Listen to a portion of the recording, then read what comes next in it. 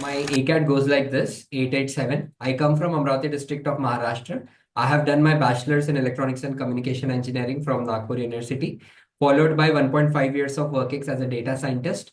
And then I have 5 years of career gap. After that, I gave multiple MBA exams, got selected, got shortlisted, converted few, and got waitlisted in some.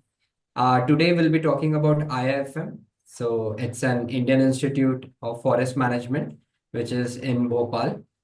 So it's one of its kind. It's a niche college. It is one of its kind in the entire South Asia, it seems, as they proclaim. And it is established in 1982 with the efforts from IIM Ahmedabad, followed by IIM Indore, who was catering for, IIFM.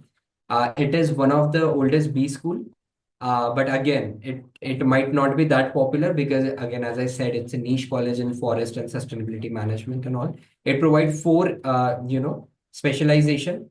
The very first, the archaic specialization since inception is MBA in forest management. By the way, recently, from this year, they got, deemed university status. So they have changed from giving courses in PG, postgraduate diploma, to MBA, Masters in Business Administration, from 2025 onwards. So, as I was saying, they are giving four courses. The first one was MBA in Forestry Management. The second one, which was started in early 2019, MBA in Sustainability Management. From this year, they have introduced two more courses. The one is MBA in Sustainable Development, and MBA in Development and Sustainable Finance. So again, I would like to share this. I have already converted, two of the programs. I got into merit list and in forestry management and development in sustainable finance, and I got waitlisted for sustainability development and sustainability management. So yes, so Akshay, first of all congratulations आपके जो convert हुए thank you अभी so much. College, right. And इसमें मुझे थोड़ा सा ये बताइए, इसमें अप्लाई कैसे करते हो, क्योंकि मैंने भी पहली बार सुना कॉलेज के बारे में, इतना मुझे भी आइडिया नहीं है। तो प्रोसीजर क्या रहता है अप्लाई करने का? Sure. So, when it comes to procedure, you have to apply through your scorecards. Again, you have to go to the website, fill in your details. The scorecards they accept is CAT, ZAT, GMAT, and CMAT. These are the scorecards they usually accept. I have applied through CAT, ZAT, and CMAT. My CMAT score was, little better compared to other two. So that's how they, considered me into evaluating or computing or calculating the final composite score. तो इनका जो structure है वो कैसा, आपने apply किया, फिर वहां से आपके पास मेल आया शॉर्ट लिस्टिंग का, राइट? शॉर्टलिस्ट। फिर उसके बाद क्या उसके बाद प्रोसेस? में, हाँ, उसके बाद में यहाँ पे दो प्रोसेस होते हैं। एक तो ये ऑनलाइन नहीं था, ये ऑफलाइन था। 5 शहरों में हो रहा था इंडिया में, जैसे Mumbai, Kolkata, Delhi and what not, Chennai. फिर भोपाल में मैंने सिलेक्ट किया था क्योंकि मुझे कॉलेज देखना था। वहाँ की फैसिलिटीज और बाकी की चीज़ें भी मुझे देखनी थी, एक्सपीरियंस करनी थी। तो मतलब ये 5 दिन चला, 24 से 28 तक। मैं जब भोपाल में गया देने के लिए, 120 to 150 कैंडिडेट हुआ देयर इन सिंगल बैच। तो काफी ज्यादा लोग इस बार मतलब अटेंड किए। दूसरी चीज कि यहाँ पे दो राउंड्स होते हैं। The first one is your essay round, जहाँ पे you will be given 30 minutes.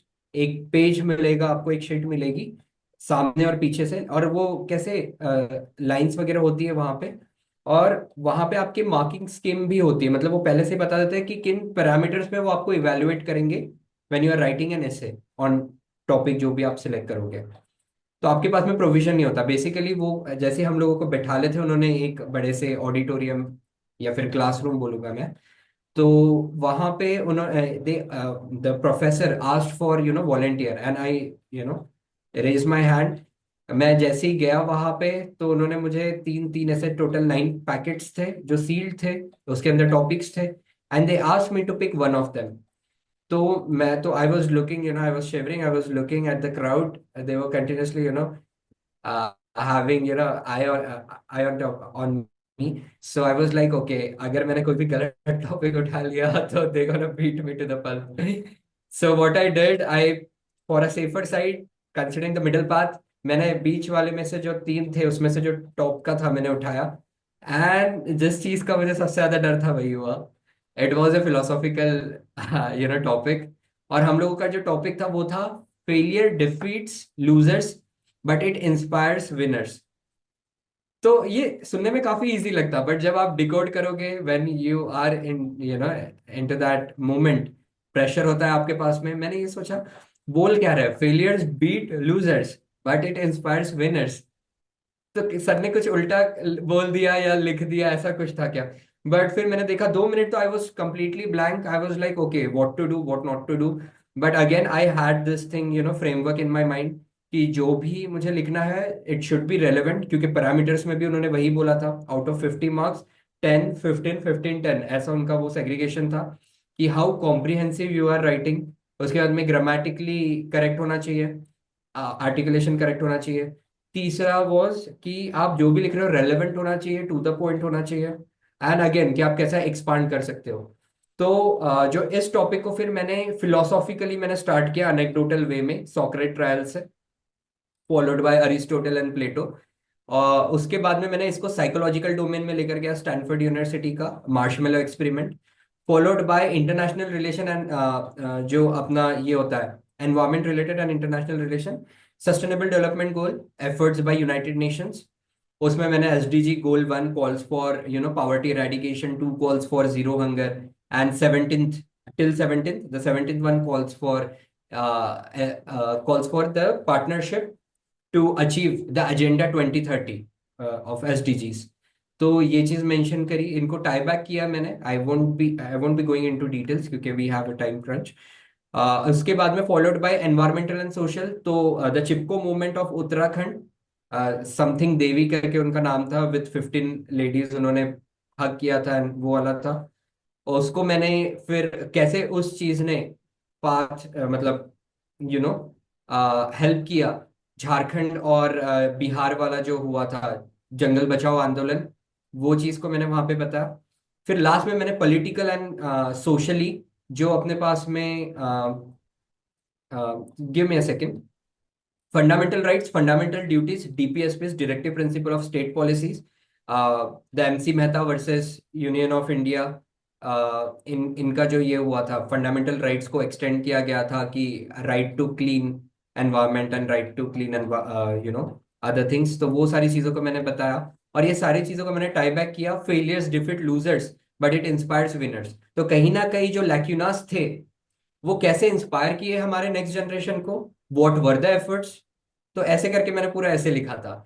I am not sure मैंने उसको जस्टिस किया कि नहीं, बट हाँ सिलेक्ट हो गया और काफी अच्छी मतलब मेरी उस मोमेंट पे नंबर आपने रहा। इतना उस मोमेंट पे आपने इतना सब कुछ सोचा, यही अपने आप में बड़ी चीज है। आपने इतने सारे टॉपिक, सभी चीजें कवर की हैं, आपको भी नहीं पता कितनी सारी और चीज। टाइम कम था, मैं मुझे बहुत सारी चीजें लिखनी थी बट सिर्फ एक ही पेज था।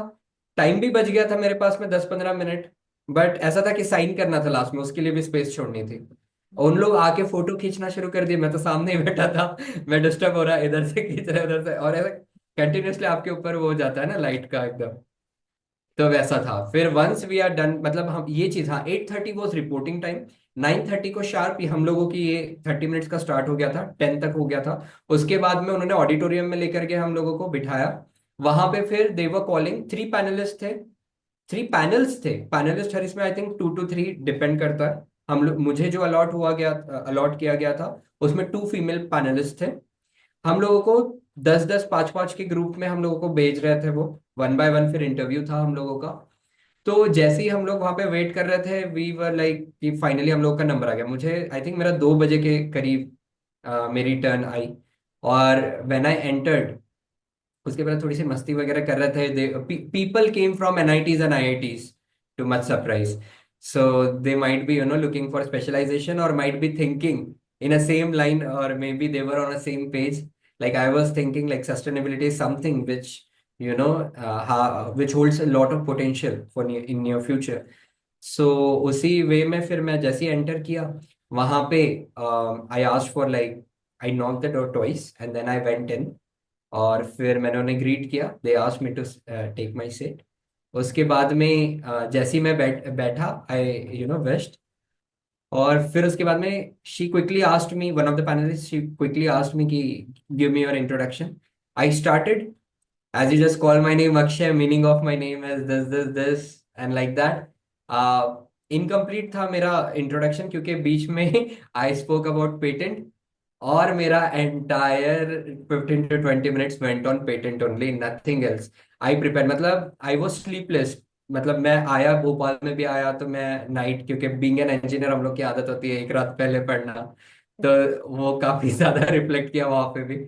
तो आई रोट अबाउट, मतलब मैंने इंफॉर्मेशन कलेक्ट की थी, स्टैट्स वगैरह पूरा, अपना एग्रीकल्चर, इंडियन एग्रीकल्चर के ऊपर, उसके बाद में forest, wild life sanctuaries and what not.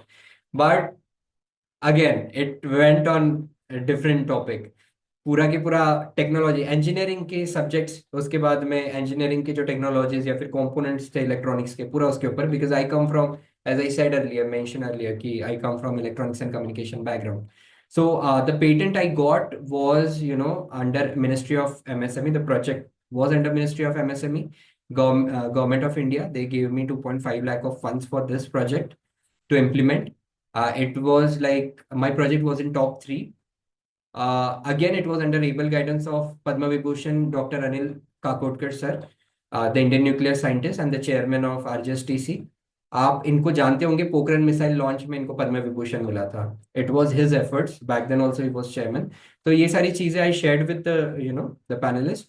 Then उन्होंने मुझे बोला कि आपने पेटेंट जो लिया, टाइप्स क्या. Again this question is very obvious कि अगर आप पेटेंट ले रहे हो तो किन चीजों पे ले रहे हो, कौन सा टाइप का पेटेंट था. So they asked me very, questions at very granular level. I answered, I tried to answer them. उसके बाद में उन्होंने, जो सेकंड पैनलिस्ट थी, she was complete, she was indulge into the different activity. She was, I think, maybe my essay paper she was going through, or she was going through my application. उन्होंने फिर उठ के मुझे, मतलब उनका ध्यान मेरे तरफ गया और उन्होंने मुझे नेक्स्ट क्वेश्चन पूछा कि आप मुझे 5 टेक्निकल और 5 non technical pros and cons जो भी हो गए आपने जो पेटेंट किया उसके ऊपर बताओ. तो अब जैसे अब ये क्वेश्चन है, थ्रू आउट कॉन्वर्जेशन चल रहा है, तो मैं थोड़ा सा डेविएट हो रहा था टॉपिक पर से. मैंने पहला टेक्निकल बताया, बाकी के 4 नॉन टेक्निकल बताए. तो मुझे समझ में आया, मैंने करेक्ट किया खुद को. मैंने आई आस्क्ड, आई मैंने स्माइल किया जेंटल, और मैं मैम की तरफ देखा. मैंने बोला, ma'am did I give you all the things which you were looking for. So she said no, you just gave 1 technical and other non technical. So तुरंत मैंने उसको फिर रिपीट किया. मैंने बोला okay, here are the next 4 technical pros. तो फिर मैंने 1 by 1 डिलीनेट किया. अब वो मैम काफी ज्यादा इंटरेस्टेड हो गए थे. अब क्योंकि सबको 20-20 मिनट्स अलॉट करना था, तो जो दूसरे मैम थे साइड में, उन्होंने टाइम का कंस्ट्रेंट बताया. मैंने लास्ट में एंड किया, मतलब वो जो चीज मैंने बताई थी अनिल काकोडकर सर की, थोड़ा सा कि कैसे उनका, मैंने आई आस्क्ड हर कि do you know this personality, and too much surprise they were aware of the person. They were like कि no, we both know who is he and what are his contribution and all. तो वो चीज होने के बाद में मेरा interview खत्म हुआ. और मैं फिर, हाँ, इन लोगों ने डॉक्यूमेंट वेरिफिकेशन नहीं किया. हम लोग अपना पूरा डॉक्यूमेंट्स वगैरह साथ में कैरी किए थे, कुछ भी नहीं हुआ. जिन लोगों का सीमैट वगैरह के थ्रू अप्लाई करना था, क्योंकि सीमैट का जो स्कोर था थोड़ा लेट आया था, तो कुछ लोगों ने सबमिट नहीं किया था या फिर इशू चल रहा था पोर्टल पे. उन लोगों से उन्होंने अलग से ले लिया था. मैंने तो मेल कर दिया था ये सारी चीज़ें पहले ही, क्योंकि I was looking for IFM पिछले 2 सालों से. मतलब उसके पहले भी जब मैंने फर्स्ट टाइम कैट दी थी, वो तो डायरेक्टली ऐसे दी थी, मेरा स्कोर नहीं था, दूसरी एग्जाम मैंने दी नहीं थी. तो आई वॉज नॉट श्योर कि मैं अगर अप्लाई भी करूँ तो करेंगे कि नहीं, क्योंकि 85 to 90 तो मिनिमम होता ही है कहीं का भी कट ऑफ. राइट। उसके बाद में हाँ, सॉरी. राइट राइट, इसमें एक चीज अक्षय आपने एक मेंशन किया था, आपसे इंजीनियरिंग के सब्जेक्ट्स के रिलेटेड क्वेश्चन भी पूछे गए थे। हाँ, इन्होंने जैसे, अब मेरा जो प्रोजेक्ट, जो पेटेंट था वो ई रिक्शा कंट्रोलर पे था. ड्राइवर सर्किट के ऊपर हम लोगों ने ये किया था, डिजाइन रिलेटेड था, यूटिलिटी पेटेंट. तो उससे रिलेटेड उन्होंने मुझे पूछा कि आपने टोपोलॉजी जो यूज की होंगी. हम लोगों ने बेसिकली एक बड़ा सा जो नेटवर्क, जो सर्किट था, उसको छोटा करने की कोशिश की, कॉस्ट इफेक्टिव बनाने की कोशिश की. बाकी के अदर पैरामीटर्स पे भी हम लोगों ने ध्यान दिया, beat stray parameters which are not visible to human eyes, but they do interfere into the whole working of the circuitry.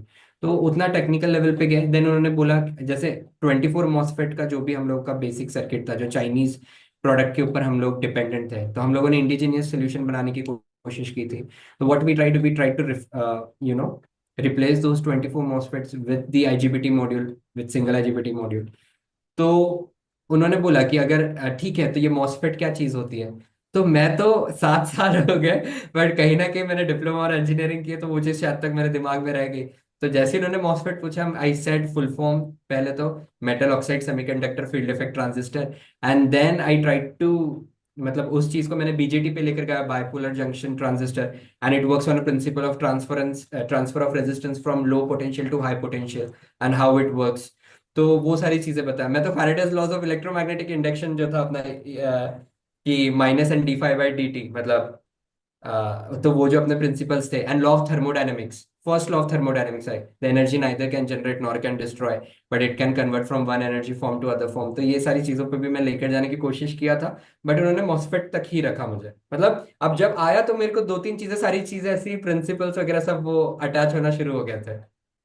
But ठीक था, देवर। मैं बोला इन लोग मुझे 15 से 20 मिनट से ज्यादा एंटरटेन नहीं कर रहा है, मतलब उन्होंने मुझे बोल दिया था चले जाओ। बट बहुत कुछ था, it went well. I was quite satisfied with my performance throughout, क्योंकि I was able to write, if not 100%, मैंने 50% तो देने की कोशिश की अपनी। इसमें and why it ever, why ever college ऐसा कुछ स्पेशलाइजेशन से रिगार्डिंग कि उनके यहाँ नहीं, जरूरत? उन्होंने नहीं नहीं, हाँ मैं वही ना, मैं तो इसका भी आंसर प्रिपेयर करके गया था कि I come from this background and all. I मेरे प्रोजेक्ट्स जो थे वो काफी एनवायरमेंट कॉन्शियस थे थ्रू आउट। तो ये सारी चीजें मैं बताने के लिए तो रेडी रखा था, बट उन्होंने मुझसे पूछा ही नहीं ये चीज। ये कॉलेज के बारे में अगर आपको थोड़ा और अगर इंफॉर्मेशन चाहिए, तो ये ना इन लोगों के लिंक्डइन वगैरह पेज के थ्रू या फिर इनकी वेबसाइट्स के थ्रू आपको पता चलेगा कि ये सेंटर ऑफ एक्सीलेंस है, और काफी चीजों में इन्वॉल्व है। गवर्नमेंट, इंटर गवर्नमेंटल जो भी एक्टिविटीज होती है, जो भी प्रोजेक्ट्स होते हैं, उसमें भी काफी IFM इज द लीडर बोलेगे, या फिर the one who shoulder responsibility in every possible way. अभी आपने तो ये साथ कॉलेज में विजिट कर लिया है, तो आपको कैसा लगा वहां पर फिजिकली जब आपने? मुझे तो अच्छा लगा, नहीं मुझे अच्छा लगा काफी, मतलब ग्रीनरी है। अब जब मैं गया था तब तो ग्रीनरी नहीं थी, बट मॉनसून में डेफिनेटली होगी। 1 किलोमीटर था मैं चलना पड़ा था पहाड़ पे फिर जाके वो अलग से अलग था, उनकी काफी लोकल स्पेशियस बसेस है। अवेलेबल नहीं थी वहां पर, जो आपने 1 किलोमीटर बताया नहीं चल? ना, अरे अरे अपने को एंटर ही नहीं करने देते ना सिक्योरिटी गार्ड वहां पे। ऐसा था कि आप हेलमेट पहन के जाओगे, टू व्हीलर से आ रहे हो तो ही आपकी व्हीकल, नहीं तो व्हीकल भी आपको बाहर पार्क करनी होगी। तो उन्होंने हमें, हाँ, और मैं तो रैपिडो करके गया था, तो रैपिड तो वो बोले कि उसके पास में तो था, तो बोले हाँ रैपिडो जा सकता है क्योंकि उसके पास हेलमेट है। तो उन्होंने मुझे फाइनली छोड़ दिया एकदम सेंटर, जो अपना इंस्टीट्यूशन था वहां पे। सो इन इस कंक्लूजन, कॉलेज अच्छा था, आपको अच्छा लगा, पसंद आया? प्रोग्राम इनका कॉलेज रेजिडेंशियल है? अच्छा है। हाँ, क्या चीज? प्रोग्राम इनका रेजिडेंशियल है? हाँ, रेसिडेंशियल है, 2 इयर्स का। इनका 14 लाख का टोटल हो जाता है 2 इयर्स का, और एवरेज 8 to 10 होता है। Again it depend sustainability management, क्योंकि 75 सीट्स है, और अभी जो दो न्यू प्रोग्राम है उसके भी 75 सीट्स है। तो इन लोगों का शायद अच्छे से हो जाता है, बट फॉरेस्ट मैनेजमेंट के 150 है। और यहाँ पे कैसे, अगर मैं बताऊँ कि यहाँ पे प्लेसमेंट का अगर आपको सिनारियो जानना हो, तो यहाँ पे नॉन बैंकिंग फाइनेंशियल कंपनीज जो होती है, NBFS, या फिर माइक्रो फाइनेंस इंस्टीट्यूशंस जो होते हैं, MFIs, देन बैंक्स, लाइवलीहुड्स जो उड़ीसा बिहार लाइवलीहुड मिशन जो होते हैं, मध्य प्रदेश महाराष्ट्र, सभी को इंक्लूड कर दो आप। उसके बाद में NGOs, non governmental organization, NPOs, non profit organization. उसके बाद में कंसल्टेंसी, रिसर्च, और गवर्नमेंट डिपार्टमेंट्स होते हैं, एनवायरनमेंट जैसे world wide fund for nature, WWF। उसके बाद में wild conservation society, wild life trust of India, WTI। तो ये सारे लोग भी नासा में भी गए हैं यहाँ के सीनियर्स, क्योंकि परसेंटेज जो कितना है जो बच्चे प्लेस हो रहे हैं उनका, ये सबसे ज्यादा इंपॉर्टेंट फैक्टर है। हाँ देखो, जो फॉरेस्ट्री मैनेजमेंट में जो MBA है उनका तो मोर देन 50% तो डेफिनेटली होता है, क्योंकि उनको कहीं ना कहीं तो हो जाती है उनकी। रही बात सस्टेनेबिलिटी मैनेजमेंट की, इनकी थोड़ी ज्यादा अच्छी होती है कंपेयर टू, जहाँ पे मैं 5 नंबर पे वेट लिस्ट हूँ अभी तो। यहाँ पे कैसे छोटा सा कोहर्ट है, और यहाँ पे बिग 4 कंपनीज हो गई। जैसे लास्ट टाइम तो आई थिंक वेदांता भी आई थी, उन्होंने 20 LPA कुछ दिया था, PPOs कन्वर्ट किए थे। इन लोगों का थोड़ा कंपैरेटिवली अच्छा था, और इस साल से जो दो न्यू स्टार्ट हुए इनका तो वी नेवर नो। तो इस वजह से even I am not taking risk कि मैं एंटर करूँ, इसलिए I will be choosing forestry management for sure. I do have other options, but again it's time to have a fallback option in place. So IFM is something which I was looking for, and I'll definitely go for it.